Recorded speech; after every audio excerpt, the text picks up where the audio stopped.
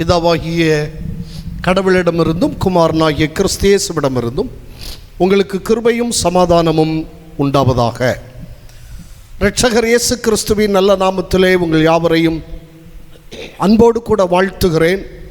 தேவ தயவு, தேவ ஒத்தாசை, தேவ கிருபை உங்கள் யாவரையும் பூரணமாய் நிறைப்பதாக. நாம் தவக்காலத்தில் இருக்கிறபடியால் ஒரு தவக்கால சிந்தனையை நான் உங்களுக்கு சுட்டி காட்ட விரும்புகிறேன்.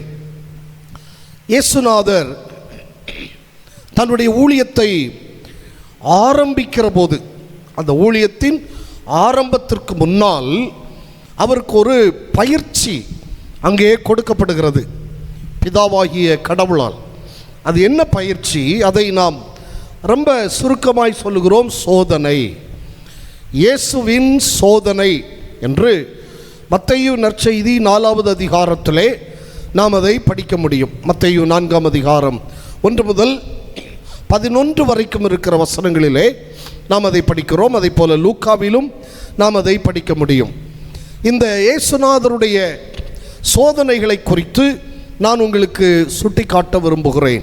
டெம்ப்டேஷன் ஆஃப் ஜீசஸ் கிரைஸ்ட், இயேசு கிறிஸ்துவின் சோதனை.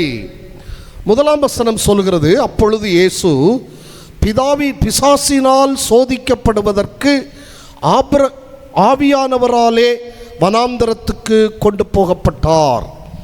மீண்டும் படிக்கிறேன். அப்பொழுது இயேசு பிசாசினால் சோதிக்கப்படுவதற்கு ஆவியானவராலே வனாந்தரத்திற்கு கொண்டு போகப்பட்டார் என்று சொல்லப்பட்டிருக்கிறது.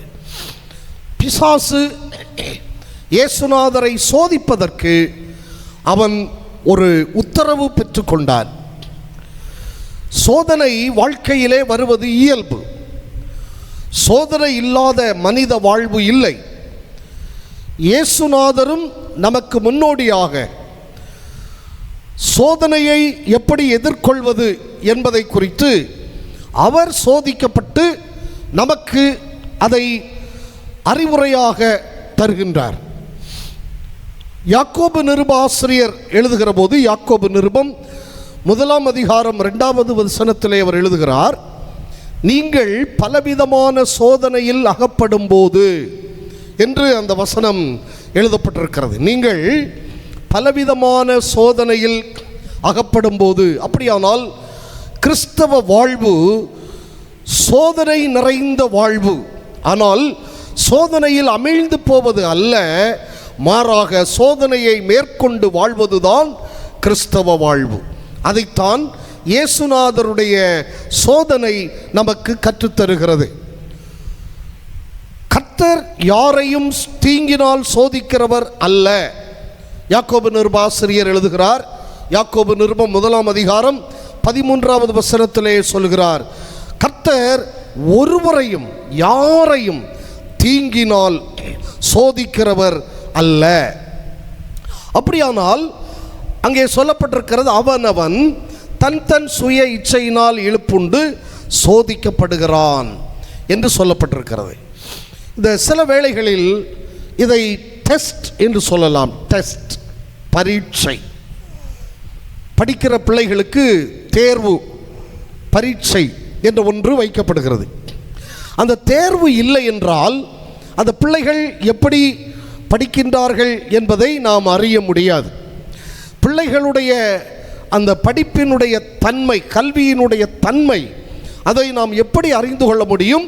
அவர்களுக்கு ஆசிரியர்கள் வைக்கின்ற தேர்வின் வழியாக அவர்கள் எத்தனை மதிப்பெண்கள் பெறுகிறார்கள் என்பதை பார்த்துத்தான் நாம் அவர்களுடைய அந்த படிப்பின் தரத்தை, கல்வியின் தரத்தை நாம் புரிந்து கொள்ள முடிகிறது. ஆகவே சோதனை ஒவ்வொரு மனிதனுக்கும் வாழ்விலே அவசியம். சோதனை இல்லாமல் ஜெயமுள்ள ஒரு வாழ்க்கை வாழ முடியாது. சோதனை இல்லாமல் ஒரு உயிர்த்தெழுதலின் வாழ்வு கிடையாது. ஆகவே சோதிக்கப்படுவது எல்லாருக்கும் வருகின்ற இயல்பான ஒன்று. அதில் ஒன்றை நாம் தெரிந்து கொள்ள வேண்டும். 1 கொரிந்தியர் 10ஆம் அதிகாரம் 13வது வசனத்திலே இப்படி சொல்லப்பட்டிருக்கிறது. பவுலடியார் இப்படி எழுதுகிறார், திராணிக்கு மேலாக அவர் சோதித்தறியார். திராணிக்கு மேலாக அவர் சோதிக்கார் என்று ஆண்டவரை குறித்து நமக்கு சொல்லுகிறார். நம்முடைய திராணிக்கு தக்கபடிதான் ஆண்டவர் நம்மை சோதிக்கிறவர். 103வது சங்கீதத்திலே ஒரு வசனம் இப்படி இருக்கிறது, 14வது வசனம். நம்முடைய உருவம் இன்னதென்று அவர் அறிவார், நாம் மண் என்று நினைவு கூறுகிறோம். நம் உருவம் இன்னதென்று அவர் அறிவார், நாம் மண் என்று நினைவு கூறுகிறார். இந்த வசனத்தை வைத்து சில ஆண்டுகளுக்கு முன்பு நான் இலங்கை தேசத்திலே ஒரு ஆலயத்திலே நான் பேசினேன். நாம் மண் என்று அவர் நினைவு கூறுகிறார் என்று நான் இந்த வார்த்தையை வைத்து நான் பேசினேன். ஒரு அம்மா மிகவும் அதிகமாய் பாரம் கொண்டு ஏங்கி ஏங்கி அழுதார்கள். எனக்கு ஒரே பயமாகிவிட்டது, எதுவும் தவறாக சொல்லிவிட்டோமோ என்று எண்ணினேன். அந்த ஆராதனை முடிந்து அந்த அம்மா தான் அழைத்து போய் உணவெல்லாம் கொடுத்தார்கள். விசாரித்ததிலே அந்த போதகருடைய மனைவி. நான் ஒரு 4 நாட்கள் அந்த ஆலயத்திலே அந்த போதகரோடு நான் தங்க வேண்டிய சூழல் வந்தது. ஒவ்வொரு நாளும் நான் பார்க்கிற காரியம், அந்த அம்மா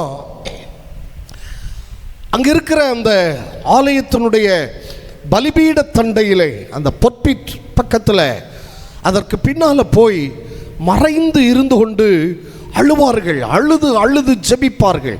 சத்தம் மட்டும் கேட்கும், எங்கே இருக்கிறாங்க பார்க்க முடியாது. அப்போதுதான் நான் அந்த போதகரிடத்தில் விசாரித்தேன். அவர் சொன்னார், அதிகமான கடன் பாரம் எங்களை அழுத்தி இருக்கிறது, நாங்கள் மீள வழி இல்லை, ஆகவே எங்களுக்கு என்ன செய்வதென்று தெரியவில்லை. ஒரு நாளைக்கு ஒரு நேரம்தான் நாங்கள் உணவு எடுக்கிறோம், நீங்கள் இருக்கிறபடியினால் உங்களுக்கு நாங்கள் 3 வேளையும் ஆகாரம் செய்து கொடுக்கிறோம், ஆனால் நாங்கள் உணவு எடுப்பது ஒரு நேரம்தான். இன்றைக்கு நீங்கள் சொன்ன அந்த வார்த்தை மண் என்று நினைவு கூறுகிறார் என்பதற்கு நீங்கள் கொடுத்த விளக்கம் எங்களுக்கு ஒரு பெரிய அதிர்ச்சியை தந்தது மட்டுமல்ல, ஒரு புதிய நம்பிக்கையை எங்களுக்கு அது தந்தது. ஆகவேதான் என்னுடைய மனைவி அழுதார்கள் என்று அவர் சொன்னார். நான் சொன்ன காரியம் இதுதான். ஒரு மண் சுவரின் மீது ஆண்டவர் ஒருபோதும் காங்கிரீட் கலவையை போட மாட்டார். அந்த மண் சுவருக்கு என்ன கூரை அது தாக்கு பிடிக்கும் என்பதை அறிந்து அந்த கூரை தான் நாம் போடுவோம். அப்படியானால் பரம தகப்பனாகிய நம்முடைய கடவுள் நாம் ஒரு மண் சுவராய் இருக்கும்போது நமக்கு மேல் அவர் காங்கிரீட் கலவையை அவர் போடுவது இல்லை. அதற்கு மாறாக இந்த மண் சுவர் எதை தாங்குமோ அதைத்தான் அவர் கூரையாக போடுகிறார். இதுதான் நான் சொன்னது. நாம் எவ்வளவு சுமக்க முடியுமோ அந்த நம்முடைய சுமக்கும் தன்மைக்கு ஒரு அணு அளவு கூட கூட்டி ஆண்டவர் நமக்கு சோதனையை தருவதில்லை.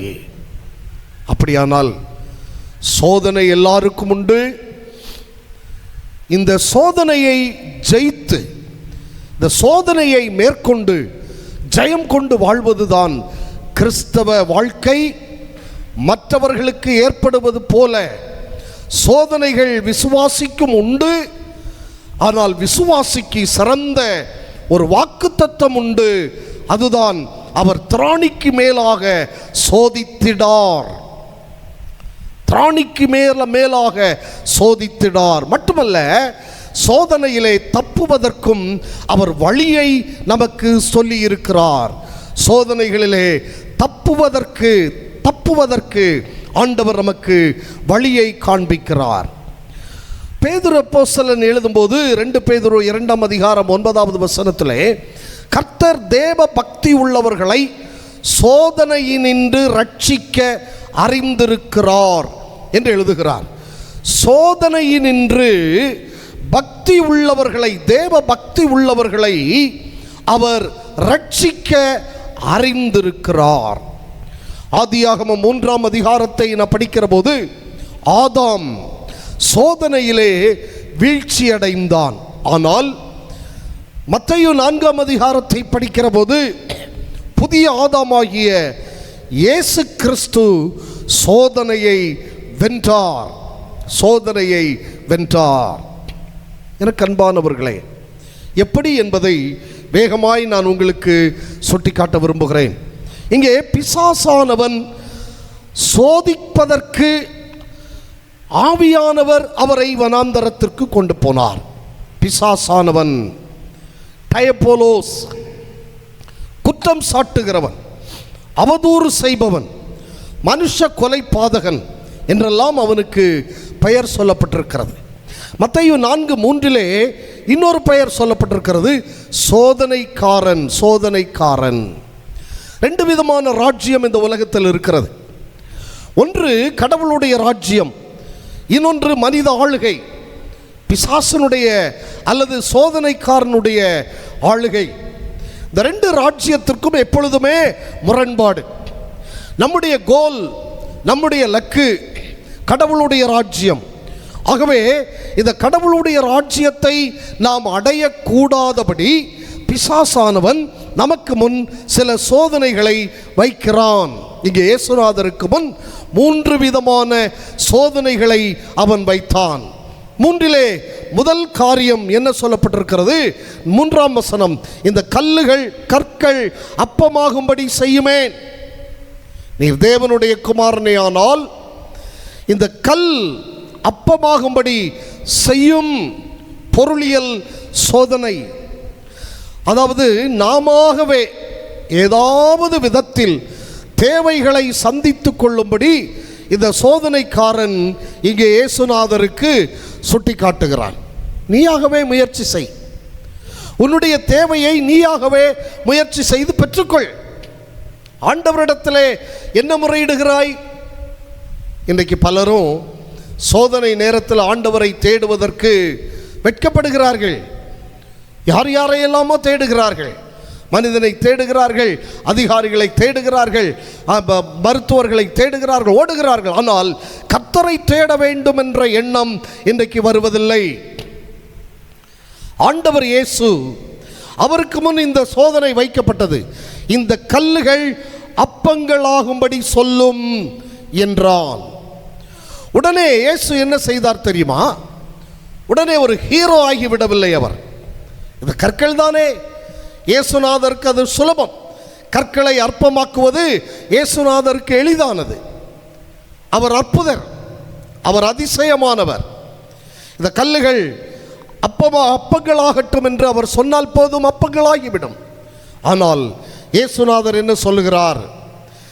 அவர் பிரதியுத்தரமாக, மனுஷன் அப்பத்தினாலே மாத்திரமல்ல, தேவனுடைய வாயிலிருந்து புறப்படுகிற ஒவ்வொரு வார்த்தையினாலும் பிழைப்பான் என்று எழுதியிருக்கிறதே என்று அவர் சொல்லுவதை நாம் இங்கே கவனிக்கிறோம்.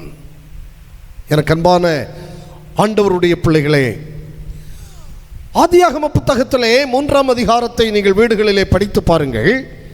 ஆதாமுக்கு கடவுள் எல்லாவற்றையும் கொடுத்திருந்தார். ஆனாலும் அவனுக்கு சோதனைக்காரன் சொன்னபோது இன்னும் கொஞ்சம் அவனுக்கு ஆசை அதிகமாகிவிட்டது. அந்த ஆசை அதிகமானபடியினாலே அந்த சோதனையிலே அவன் விழுந்து விடுகிறான். யாத்திராகம புத்தகம் 16ஆம் அதிகாரத்தை நாம் படிக்கிற போது முதல் 3 வசனங்களிலும் படிக்கிறோம். இஸ்ரவேல் மக்கள் சீன் வனாந்தரத்திலே உணவுக்காக முறுமுறுத்தார்கள். வழி நடத்துகிற கடவுள் உடன் இருக்கிறார், உணவு கொடுக்கிற கடவுள் உடன் இருக்கிறார். இதையெல்லாம் மறந்து அவர்கள் முறுமுறுக்கிறார்கள். கர்த்தர் கோபம் கொண்டார். பலர் அங்கே அழிந்தார்கள், மாண்டார்கள். அப்போ சோதனையிலே வீழ்ந்து விடுவது அல்ல ஒரு கிறிஸ்தவ வாழ்க்கை. சோதனையை ஜெயித்து வெற்றி கொண்டு வாழ்வதுதான் கிறிஸ்தவ வாழ்க்கை. அதை இயேசுநாதர் நமக்கு இங்கே கற்றுத்தந்திருக்கிறார். அவர் சொல்லுகிறார், வெறும் அப்பம் மட்டுமல்ல, கடவுளுடைய வார்த்தை உன்னை பிழைப்பூட்டும், கடவுளுடைய வசனம் உன்னை பிழைப்பூட்டும். ஆண்டவரின் வார்த்தைகளை நீ கேட்க தயார் என்றால் ஆண்டவர் உன்னை பிழைப்பூட்ட அவர் வல்லவர் என்பதை இங்கே அவர் தெளிவுபடுத்துகிறதை நாம் காண முடிகிறது. அன்புக்குரியவர்களே, பொருளியல் சோதனை இது சாதாரணமாக நம்ம எல்லாருக்கும் வருகிற ஒன்று. கடன், நம்முடைய தேவைகள், இதை வைத்து சாத்தான் நம்மிடத்திலே விளையாடுவான். நாம் சோர்ந்து விடக்கூடாது, துவண்டு விடக்கூடாது, சாத்தான் காட்டுகிற மாயையிலே விழுந்து விடக்கூடாது. நேற்றைய தினத்திலே ஒரு சம்பவத்தை நான் பார்த்து கொண்டிருந்தேன்.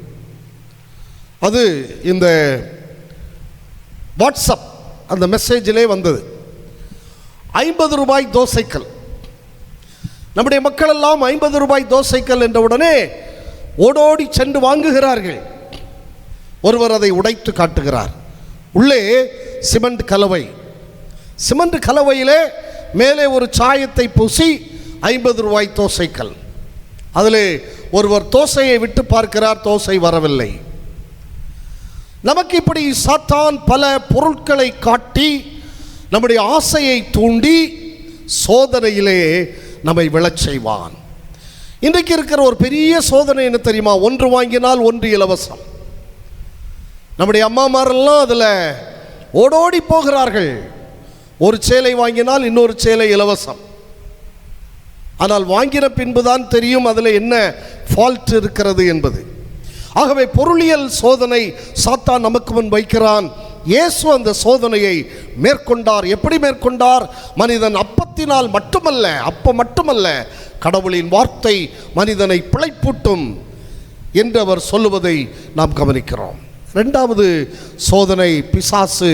அவரை 5ஆம் வசனம் சொல்கிறது, பரிசுத்த நகரத்துக்கு கொண்டு போய் தேவாலயத்து உப்பரிகையின் மேல் அவரை நிறுத்தி, 6ஆம் வசனம், நீர் தேவனுடைய குமாரனே ஆனால் தாழ குதியும், ஏனெனில் தம்முடைய தூதர்களுக்கு உம்மை குறித்து கட்டளையிடுவார், உமது பாதம் கல்லில் இடராதபடிக்கு அவர்கள் உம்மை கைகளில் ஏந்தி கொண்டு போவார்கள் என்பதாய் எழுதியிருக்கிறது என்று சொல்கிறான். இப்போ இயேசு சொன்னார், மனிதன் அப்பத்தினால் மட்டுமல்ல கடவுளின் வாயிலிருந்து புறப்படுகிற ஒவ்வொரு வார்த்தையினாலும் பிழைப்பான் என்று எழுதியிருக்கிறதே என்று சொன்னவுடனே அவனும் சொல்லுகிறான், எழுதியிருக்கிறதே. என்ன எழுதியிருக்கிறது? தாழ குதியும், அவர் தம்முடைய தூதர்களுக்கு கட்டளையிடுவார், ஆண்டவரின் தூதர்கள் உம்மை தமது கைகளில் ஏந்தி கொண்டு போவார்கள். எங்கே எழுதியிருக்கிறது? சங்கீத புத்தகம் 91வது சங்கீதம் 11-12 வசனங்களை தவறாக அவன் சித்தரித்து காட்டுகிறான். இந்த சத்தியத்தை தவறாக அவன் காட்டுகிறான். நம்மிலே இன்றைக்கு பலரும் அப்படித்தான் சாத்தானுக்கு உடந்தையாகிறோம். தேவையான வசனங்களை மட்டும் நாம் எடுத்து வைத்து கொண்டு தவறாய் நாம் சிந்தனை செய்கிறோம், தவறாய் சித்தரிக்கிறோம். உன்னதமானவரின் மறைவில் இருக்கிறவன் சர்வ வல்லவருடைய நிழலில் தங்குவான் என்று அந்த சங்கீதம் ஆரம்பமாகிறது. இந்த சங்கீதத்திலே உன் பாதம் கல்லில் இடராதபடிக்கு அப்படின்னு வருது பாருங்க. இதை மட்டும் நம்ம எடுத்து வச்சுக்கிட்டு, ஆண்டவரே இப்படி உங்களுடைய வசனம் சொல்லி இருக்கிறது அல்லவா? சொல்லி இருக்கிறது தான். யாருக்கு சொல்லி இருக்கிறது? உன்னதமானவரின் மறைவில் இருக்கிறவன். உன்னதமானவருடைய மறைவில் இருப்பதற்கு நமக்கு விருப்பமில்லை, கடவுளை தேடுவதற்கு விருப்பமில்லை. ஆனால் ஆபத்து வருகிற போது, பிரச்சனை வருகிற போது, போராட்டம் வருகிற போது, இப்படி சொல்லி இருக்கிறது அல்லவா, இப்படி எழுதியிருக்கிறது அல்லவா, ஆண்டவரே நீர் இரக்கமுள்ளவர் அல்லவா, இது நம்முடைய ஒரு வழக்கமான ஒரு நிலை. அன்புக்குரிய ஆண்டவருடைய பிள்ளைகளே, கொஞ்சம் நம்ம எண்ணி பார்ப்போம். அப்படி செய்வது ஆண்டவருடைய விருப்பம் அல்ல. நாம் உன்னதமானவருடைய மறைவில் தொடர்ந்து இருக்க வேண்டும், அவருடைய பிரசன்னத்தில் இருக்க வேண்டும், அவருடைய வழிகளில் நடக்க வேண்டும், அவரையே பின்பற்ற வேண்டும், அவரையே சார்ந்திருக்க வேண்டும், அவரையே தேட வேண்டும். நம்முடைய பிரச்சனைகளில், பாடுகளில், நெருக்கங்களில் நாம் அவரையே தேடினால் அவர் நமக்கு தென்படுவார், அவர் நமக்கு தென்படுவார். எனக்கு அன்பானவர்களே, கடவுளுக்குள் கடவுளின் கட்டளைகளை வாழ்வில் ஏற்றுக்கொள்பவர்களுக்கு கொடுக்கப்பட்ட வாக்குறுதி தான் 91ஆம் சங்கீதம் 11-12 வசனங்கள். கடவுளை விட்டு பிரிந்து தன் சுய நோக்கத்திற்காக செயல்படுகிறவர்களுக்கு அல்ல வாக்குத்தத்தம். அதை நாம் புரிந்து கொள்வோம். அப்படியானால் கடவுளின் சட்டைக்குள் நாம் மறைந்து நாம் வாழ்ந்து இந்த இரண்டாவது சோதனையையும் நாம் மேற்கொள்ள அழைக்கப்படுகிறோம். இயேசு இந்த இரண்டாவது சோதனையையும் மிக எளிதாக மேற்கொண்டார். உடனே இயேசு சொல்லுகிற காரியம் என்ன? உன் தேவனாகிய கர்த்தரை பரீட்சை பாராதிருப்பாயாக என்றும் எழுதியிருக்கிறதே. உனக்கு தெரியுமா சாத்தானே, உன் தேவனாகிய கர்த்தரை பரீட்சை பாராதிருப்பாயாக. இயேசு சாத்தானை ஜெயித்தார். மூன்றாவது சோதனை அவன் அதோட நிப்பாட்டல. மூன்றாவது 8வது வசனத்திலே மறுபடியும், இந்த வார்த்தையை கவனியுங்கள், மறுபடியும் பிசாசு அவரை மிகவும் உயர்ந்த மலையின் மேல் கொண்டு போய் உலகத்தின் சகல ராஜ்யங்களையும் அவைகளின் மகிமையையும் அவருக்கு காண்பித்து, நீர் சாஷ்டாங்கமாய் விழுந்து என்னை பணிந்து கொண்டால் இவைகளையெல்லாம் உமக்கு தருவேன் என்று சொன்னான். இது சாத்தானுடைய மறைமுக ஆசை. அவனுக்கு பெயர் இந்த உலகத்தின் அதிபதி. 2 கொரிந்தியர் 4:4 அப்போஸ்தலனாகிய பவுல் அப்படி சொல்லுகிறார், இந்த உலகத்தின் அதிபதி. மனிதர்கள் அறிந்தும் அறியாமலும் இந்த தவறை செய்கிறார்கள். சாஷ்டாங்கமாய் விழுந்து பணிதல். நீங்க பழைய ஏற்பாட்டில் சில வேத வசனங்களை படித்தீர்களானால் ஆச்சரியமாக இருக்கும். லேவியராகமம் 17ஆம் அதிகாரம் 7ஆம் வசனம், தாங்கள் சோர மார்க்கமாய் பின்பற்றுகிற பேய்களுக்கு தங்கள் பலிகளை இனி செலுத்தாதிருப்பார்களாக என்று அங்கே எழுதப்பட்டிருக்கிறது. உபாகமம் 32:17 அவர்கள் தாங்கள் அறியாதவைகளும் தங்கள் பிதாக்கள் பயப்படாதவைகளும் நூதனமாய் தோன்றிய புது தெய்வங்களாகிய பேய்களுக்கே பலியிட்டார்கள் என்று சொல்லப்பட்டிருக்கிறது. யோசித்து பாருங்கள். தாழ விழுந்து பணிந்து கொள்ளும், இந்த உலகம் முழுவதையும் நான் உமக்கு தருவேன். மனிதன் இன்றைக்கு பதவிக்காக, பெயருக்காக, புகழுக்காக, ஆஸ்திக்காக என்ன வேணும்னாலும் செய்யலாங்கிற தீர்மானத்தில் வந்துட்டான்.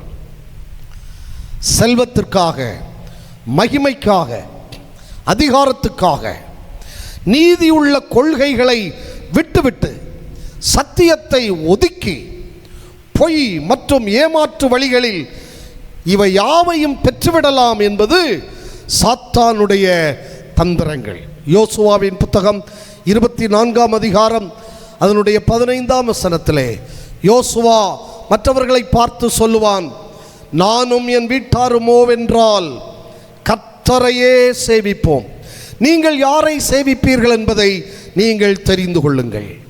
இயேசு இந்த 3 சோதனைகளிலும் பிசாசை ஜெயித்தார்.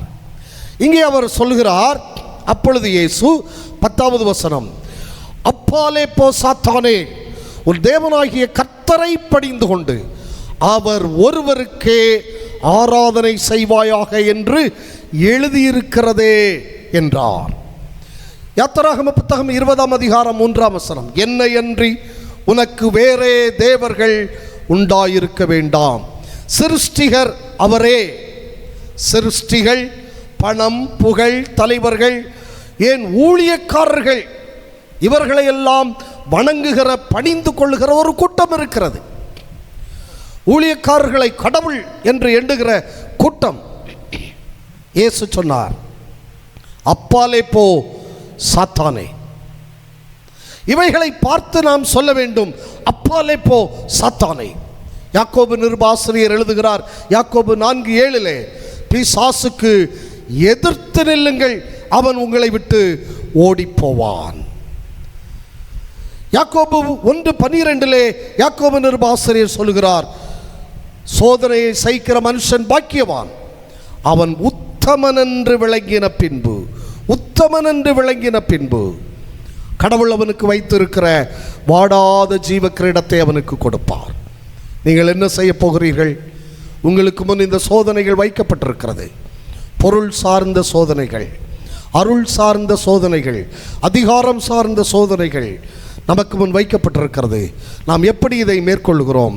கொஞ்சம் நாம் எண்ணி பார்ப்போம். ஆண்டவரை நாம் பின்பற்றுவோம், ஆண்டவருடைய வசனத்தை மட்டும் பிடித்துக் கொள்வோம், அவரை மட்டும் ஆராதிப்போம். அப்படியானால் ஜெயம் நமக்கே. சோதனையை சகிக்கிறவன் பாக்கியவான். நாம் பாக்கியவான்களாய் திகழ ஆண்டவர் நம்மை வழிநடத்தட்டும். சோதனையை சகிப்பவனே, சாந்தமும் பொறுமையும் உள்ளவனே, ஜீவ கிரீடம் பெற்றிடுவான், ஜோதியாய் பிரகாசிப்பான். ஜீவ கிரீடம் பெற்றிடுவான், ஜோதியாய் பிரகாசிப்பான். தேவ சித்தம் நிறைவேற எனையும் ஒப்படைக்கிறேன். தேவ சத்தம் என் உள்ளம் பலமாக தோனிக்குதே. அப்படி நம்மை ஒப்பு கொடுப்போமா? ஆண்டவர் நம்மை ஆசீர்வதிக்கட்டும். கண்களை மூடுவோம். அன்பின் ஆண்டவரே, எங்களுக்கு முன் வைக்கப்பட்டிருக்கிற சோதனைகளில் நீர் எங்களுக்கு உதவி செய்ய வல்லவர் என்று எபிரேயர் நிருப ஆசிரியர் எங்களுக்கு சொல்லி இருக்கிறாரே.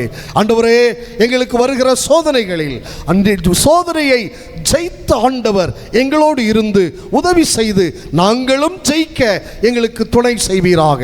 நாங்கள் சோதனையை ஜெயித்து மேற்கொண்டு வெற்றியுள்ள வாழ்க்கை வாழ கிருபை தாரும். எங்களை ஆசீர்வதியும், முடிசூட்டும். இயேசு கிறிஸ்துவின் நாமத்தில் பிதாவே, ஆமென்.